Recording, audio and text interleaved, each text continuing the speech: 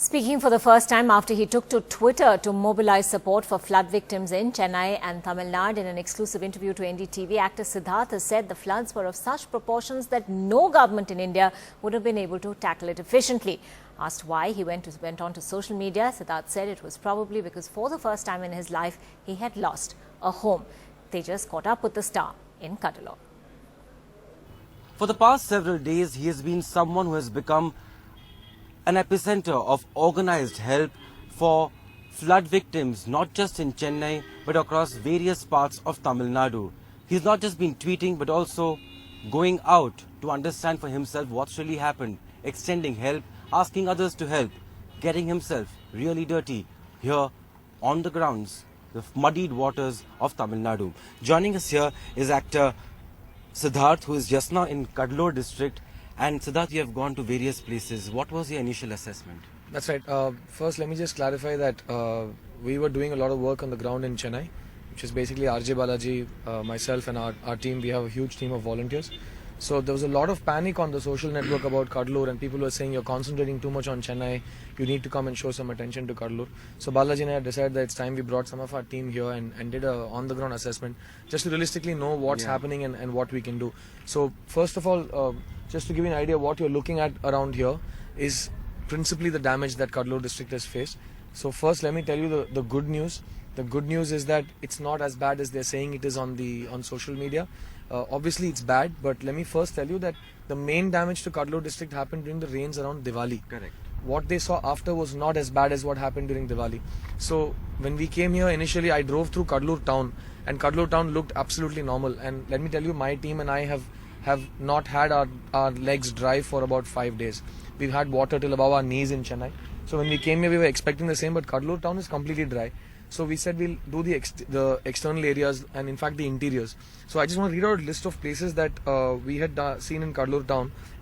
In Cuddalore district, we've covered the following. About 15 hamlets I've done in the last 24 hours. Bhimarao Nagar, Suttukulam, Pachanguppam, Melbonikuppam, Kirugwanikuppam, Vadalur area, almost all the hamlets, Sathambadi, Siripalayur, Tanur, Tirthanagari, Karvepambadi, Bhuvanagari, Bhimutlur, Kurjipadi, Karakade and Satyandopur. So let me just tell you that out of all these places, I've named about 15 or 16 places, we had need for emergency relief only in 3 places. The rest of the places, the water has drained and lots of emergency relief supplies are available. So food? Food is in plenty. Everybody has food. There's nobody's complaining for food.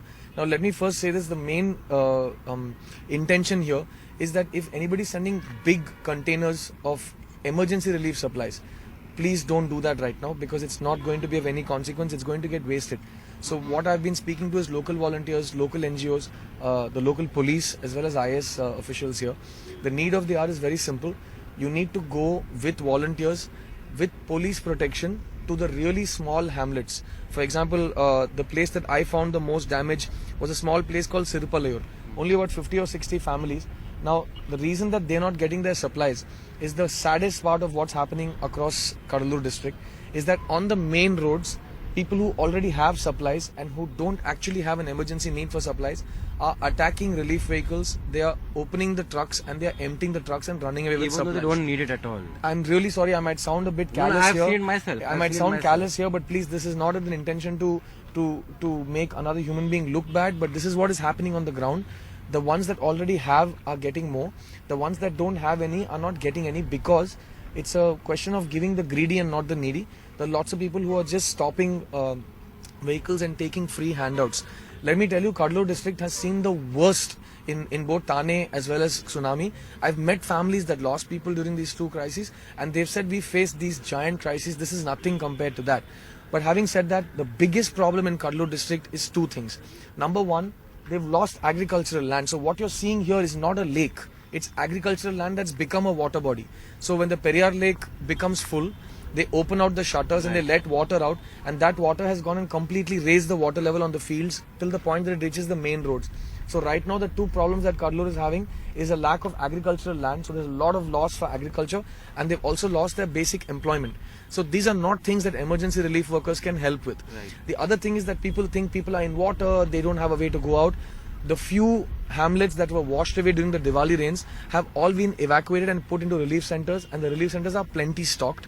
Don't worry, they're all getting a lot of supplies. How would you assess the administration's work here? See, first of all, the other thing that RJ Balaji, myself and our entire team have done is we didn't speak to any of the national channels for one principal reason, because there is no need to politicize this situation at all. Let me tell you that I'm not neither a proponent or an opponent of this government. Let me tell you that whichever government was here, this is a huge calamity of epic proportions. So I don't think any state government in this country is going to completely come and rock in a situation like this and make everything go away in 5 days. So let's be realistic.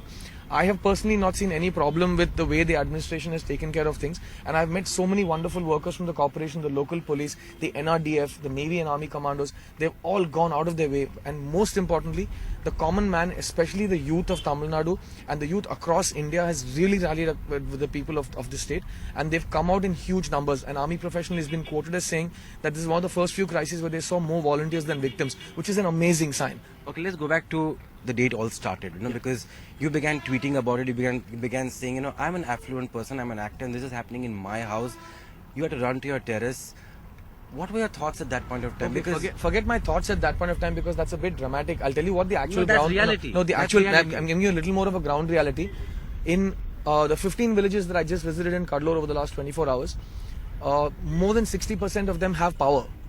Okay, and more than 60% of them do not have any water logging. Okay, just to give you some clarity, I haven't gone back home for 6 days in Chennai. So, which means my house still doesn't have power. Even Arepuram in Chennai, I don't have power in my house, and there is still water around my house, and we've just drained the water from my house last night. So I haven't gone home. So just to give you a situation of what's happening, Chennai, especially North Madras, so places like Tiruvattur, Manali, are in a terrible state of a mess and chaos, and even places on OMR like Madipakam, places like Mudichur, Urapakam still have a lot of work that needs to be done, and those places still need emergency relief supplies. So let me tell you that the people of Cuddalore district don't need bread packets. You give them bread packets, they're going to throw it away. They don't need milk powder because they don't know what to do with milk powder. So the whole idea is you need logistical support on the ground with volunteers. The reason I said they need police support is because it's just highway robbery. They're losing supplies every day. So what is the need of the hour is rehabilitation, which is what we are going to be concentrating with our volunteers. And I'm speaking to other support groups across Chennai when I go back tonight. We're going to get together and see what's the way forward. How do we again work on giving these people back their livelihood, and then to give them things that they have lost. So for example, they don't have cooking utensils, they don't have and again, let me tell you, there's running power. They have groundwater. So those are not the essentials right now. The essentials right now. The responses you get on Twitter, and in reality, is it translating? It's fantastic that social media, I think this is the first crisis in India where social media has done more than it's ever done before. There's a boon and a bane in this. The boon is this, that I was able to, and Balaji was able to mobilize all of the young people around us. And let me tell you, lots of actors across Chennai, across Hyderabad, across Bombay have lent their support. So it's not just two people. So this build-up of heroism is a bit unwanted and it makes us very uncomfortable. But a lot of actors have done an amazing job. A lot of public personalities have done an amazing job. But having said that, the boon is that we were able to mobilize people quickly. And even though we lost network, that's the beauty of social media, that you're able to still connect on smaller groups like WhatsApp or even SMS, and people are able to gather. What made you get going to do this? It's very easy for me to say that I wanted to help, but I think maybe I just got freaked out that I lost my house for the first time in my entire life. So I don't have a house to go to, so I kind of maybe reacted. But I don't think that's a very pertinent situation for me to analyze right now. But the bane of social media is two things. One is there's a lot of false information going on, which I don't know how to control. And the second, which is even scarier, is old information keeps staying stagnant and recirculating. Like the crocodiles one, which that's just silly. We just laughed when we heard that, and we just told people it's not true. But more importantly, old information. So if somebody says I need 5,000 bottles in this place, that information after 6 days is they need 5,000 bottles in that place. They don't need 5,000 bottles in that place. In fact, they need dustbins to clear the 5,000 empty bottles from that place. So there's a good and the bad, but we're going to say thank you to the good, and hopefully we're going to use it further to rehabilitate people and get them back to normal life. Like I haven't got back to normal life, so I'd like to. Exactly. That's why I'm asking you what happened in the beginning, because people need to relate as to what somebody is going through and the processes of what really, pushes people to go beyond. No, I think call, this didn't happen on one day, because we've been hit 3 times with rain in the last 1 month. And I'm sorry to mention this, but I had raised my voice against the fact that we weren't getting any attention on the national media. I still don't understand why that happened. And I'm not going to point fingers here. It was just genuine anger that nobody was talking about us. And it was a genuine natural calamity. And it looked for the last 5 days, especially in the places we visited, like one of those Hollywood disaster films. I've never seen anything like this in my whole life. I grew up in Chennai, I've lived in Delhi, I've lived in Bombay, I've lived in Hyderabad. I've never seen anything like this in my life. And yet the national media wasn't giving us the attention we deserve.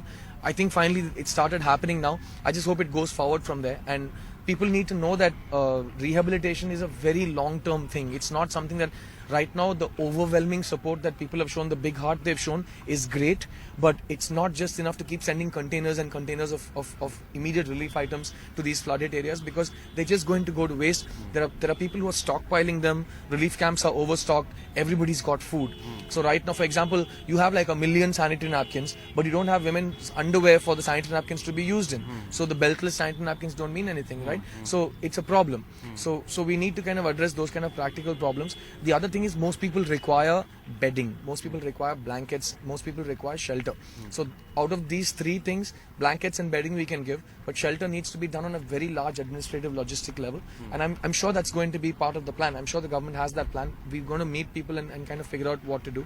And also the important part, I know this is going to sound selfish, is that we also have to, all of our lives, my house, 3 studios, my office, 3 cars, everything's gone. I need to go back and start and figure out how to get back to I have a film releasing in 2 weeks and I don't even know what's happening. So I don't know if it's releasing in 2 weeks. So I need to go finish that up and get my team together.